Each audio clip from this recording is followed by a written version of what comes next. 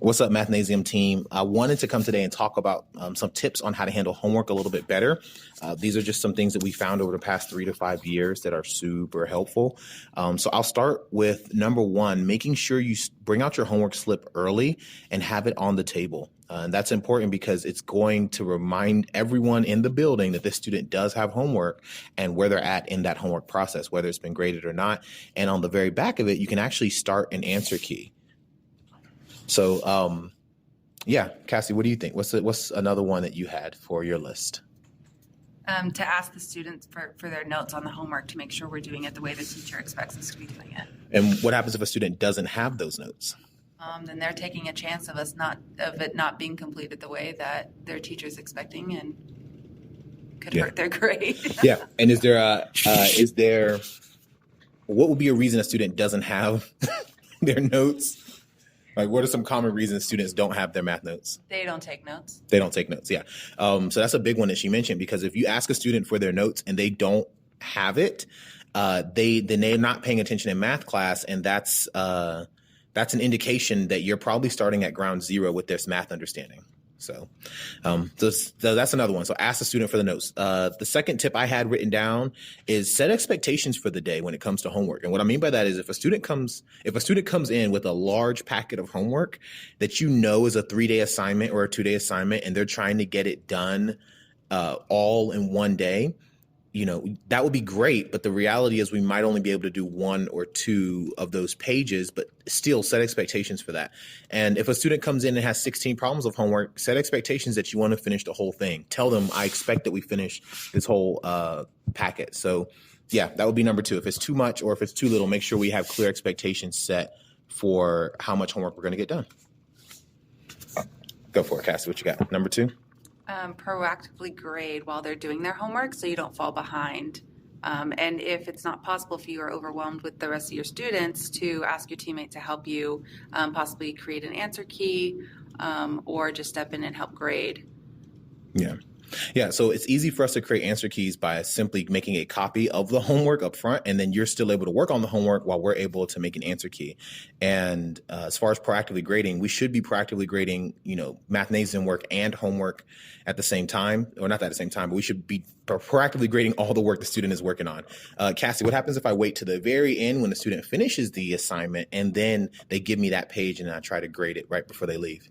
You may not finish grading it in time, and then they're turning in problems that are incorrect, and their parents would be upset potentially with us. Yeah. If they're going to leave in the next 5 minutes and then I try to rush to grade the work and it's all wrong, then I don't have time to actually show them what they did that's incorrect. So proactively grading makes sure that they're actually on track.